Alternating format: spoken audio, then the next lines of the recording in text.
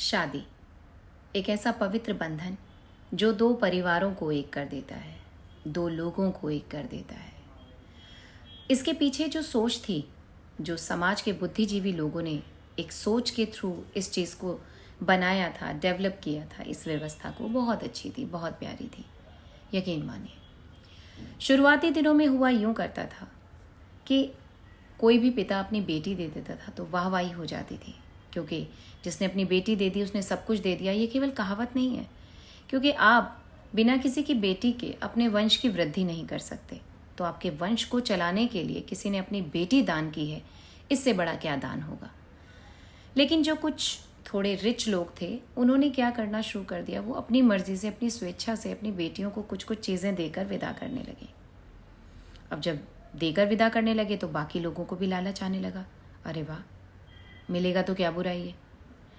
ऐसे ही बढ़ते बढ़ते ये प्रथा अब मैंडेटरी हो गई कि अगर कोई बेटी शादी करके विदा होकर कहीं जाएगी तो साथ में दहेज भी लेकर जाएगी। ढेर सारे पैसे, उसको ढेर सारी चीज़ें ले जानी पड़ेंगी। और जो लोग सक्षम नहीं हैं, उनकी बेटियों को अक्सर अपमान झेलना पड़ता है ससुराल में। कोई लड़की के गुणों को नहीं, उसके लाए हुए दहेज और रुपए पैसे को ही देखता है।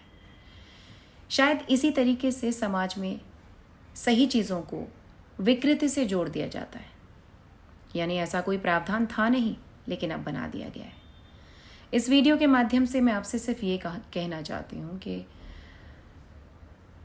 अगर आप वाकई में विवाह करना चाहते हैं तो उसमें एक सुई के बराबर का भी लेन देन नहीं होना चाहिए। विवाह जिसमें चारों तरफ सिर्फ वाह वाह हो,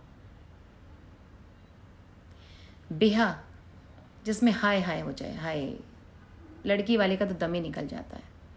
तो विवाह कीजिए, बिहा नहीं।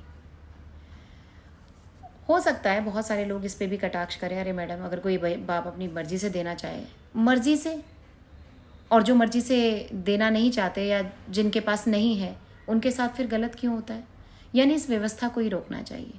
अगर ये व्यवस्था ना हो तो सब इक्वली ट्रीटमेंट के साथ में सब बेटियों को बिहाया जाए, चाहे अमीर की हो चाहे गरीब की। सबको पता होना चाहिए कि सुई भी नहीं आएगी, तो शायद ज़्यादा अच्छा होगा। शायद बहुत सारी लड़कियों का सम्मान बच जाएगा, जो ससुराल में वो ताने सुनती हैं उनसे बच जाएंगी, मानसिक पीड़ा से बच जाएंगी। ये मत सोचिए कि समय बहुत आगे चला गया है, पूरी दुनिया जो है अच्छी ज़िंदगी नहीं जी रही। आज भी बहुत सारी बेटियां ससुराल में ताने खा खा के सिसक के जिंदा हैं, इसी व्यवस्था की वजह से। इस व्यवस्था का पुरजोर विरोध होना चाहिए। विवाह विवाह ही होना चाहिए, वाहवाही के साथ।